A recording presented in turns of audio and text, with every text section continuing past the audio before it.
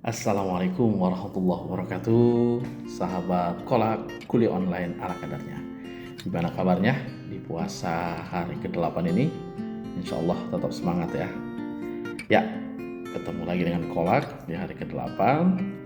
Insya Allah hari ini mungkin agak sedikit berbeda dengan hari-hari sebelumnya, dimana saya mencoba untuk selain memilih ayat favorit dalam juz yang saya baca, hadis yang relevan, dan juga kisah, dan saya hubungkan dengan materi perkuliahan yang saya ajarkan, mata kuliah dan materi perkuliahannya. Hari ini agak sedikit berbeda.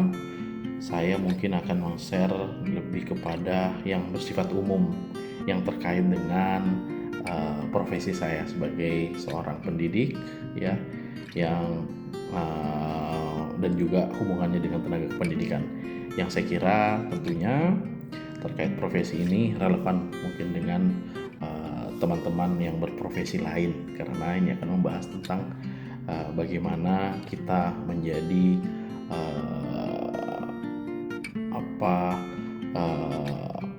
pekerja yang profesional, ya, namun juga memastikan ada nilai-nilai Islam, ya.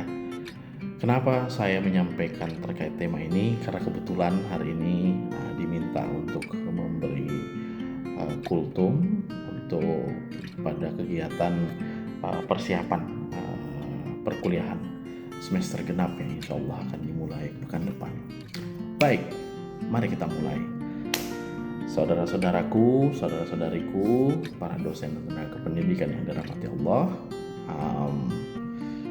pernahkah di pagi hari saat hendak berangkat ke kampus ataupun ke kantor muncul pertanyaan di hati, untuk apa aku kerja hari ini? Untuk siapa aku mengajar dan melayani? Apa bedanya aku dengan mereka yang bekerja hanya demi gaji? Saya kira pertanyaan-pertanyaan ini penting karena jawabannya akan menentukan kualitas kerja kita dan yang lebih penting nilai ibadah di dalamnya. Sebagaimana saya sampaikan di awal, berbeda dengan kolak yang sebelum-sebelumnya yang menghubungkan dengan materi perkuliahan, hari ini mari kita coba untuk merenungkan tentang motivasi dalam bekerja, khususnya dalam profesi mulia sebagai dosen dan tenaga kependidikan. Yang insya Allah hari ini kita akan coba tarik yang kebetulan sekali pas dengan hari ke-8, juz 8, ayat yang saya kira relevan. Apa itu?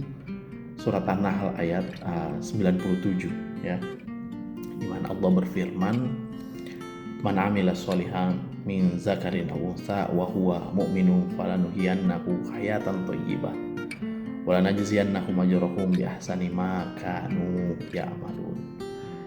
Artinya, barang siapa yang mengerjakan kebajikan, baik laki-laki maupun perempuan, dalam keadaan beriman, maka pasti akan kami berikan kepadanya kehidupan yang baik dan akan kami beri balasan dengan pahala yang lebih baik dari apa yang telah mereka kerjakan. Saudara-saudariku sekalian, ayat ini sesungguhnya adalah manifesto motivasi kerja dalam Islam. Ada dua janji Allah bagi yang bekerja dengan iman. Pertama, falanuhyiyannahu hayatan thayyibah. Allah akan berikan kehidupan yang baik, hidup yang berkah, hati tenang, rezeki lapang insya Allah. Bukan soal seberapa besar gaji, tetapi seberapa besar berkah dalam hidup. Kedua, walanajziyannahum ajrahum bi ahsani ma kanu ya'malun.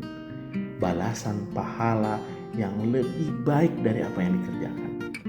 Bayangkan, ya, seorang dosen yang mengajar dengan ikhlas, ilmu yang diajarkan diamalkan mahasiswa, pahalanya terus mengalir meski sudah pensiun. Seorang tenaga kependidikan yang melayani dengan senyum, memudahkan urusan mahasiswa dan dosen setiap kemudahan itu insya Allah dicatat sebagai amal jariah. Inilah hayatan thayyibah, hidup yang baik, hidup yang penuh berkah. Saudara-saudariku sekalian, lantas sekiranya hadis apa yang relevan? Ini hadis pertama, saya akan coba ada 2 hadis insya Allah. Hadis pertama ini hadis yang sangat masyhur, sebagaimana diriwayatkan oleh Bukhari Muslim. Rasulullah SAW bersabda, innamal a'malu binniyat wa innamal likulli imri'in ma nawa. Sesungguhnya amal itu tergantung niatnya, dan setiap orang hanya mendapatkan sesuai dengan apa yang ia niatkan. Sama dengan ayat tadi, hadis ini sesungguhnya adalah fondasi dari motivasi kerja. Dosen yang mengajar dengan niat mencari ridho Allah Subhanahu wa taala, mengajarnya adalah ibadah. Tenaga kependidikan yang melayani dengan niat membantu sesama, pelayanannya sudah jelas insya Allah adalah sedekah. Tentu bukan berarti kita tidak boleh mengharapkan gaji. Boleh bekerja mencari nafkah halal juga, ya ibadah. Yang dilarang adalah jika gaji menjadi satu-satunya motivasi, sehingga ketika gaji terlambat, semangat kerja langsung drop. Lalu hadis kedua yang relevan ini terkait dengan profesionalisme. Dari Aisyah radhiyallahu anha, Rasulullah SAW bersabda, innallaha yuhibbu idza amila ahadukum amalan ayyutqinah. Sesungguhnya Allah mencintai seseorang yang apabila bekerja ia melakukannya dengan profesional, itikad, sungguh-sungguh, tuntas, sempurna. Hadis diriwayatkan oleh Tabrani. Inilah standar mutu. Bekerja tidak boleh asal-asalan, harus itqan, profesional, tuntas, sempurna, berusaha dengan maksimal. Dosen harus menyiapkan materi dengan baik, menyampaikan dengan metode yang tepat, mengevaluasi dengan adil. Tenaga kependidikan harus mengelola administrasi dengan rapi, melayani dengan ramah, dan menyelesaikan pekerjaan dengan tuntas. Ikhlas bukan berarti kerja asal-asalan.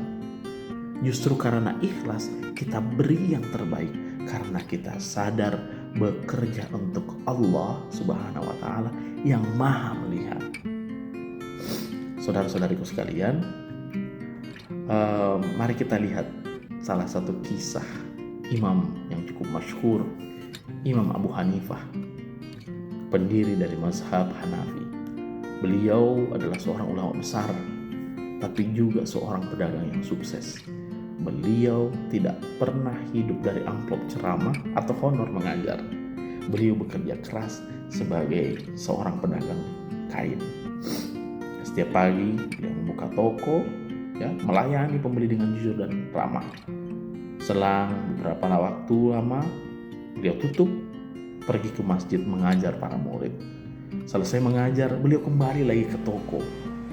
Setelah sholat asar, beliau mengajar lagi.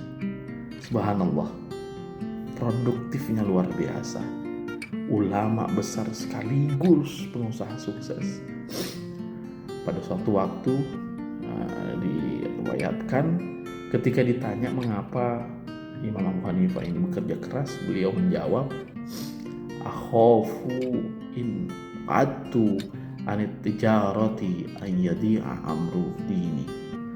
Artinya aku khawatir jika aku berhenti berdagang maka urusan agama aku akan sia-sia.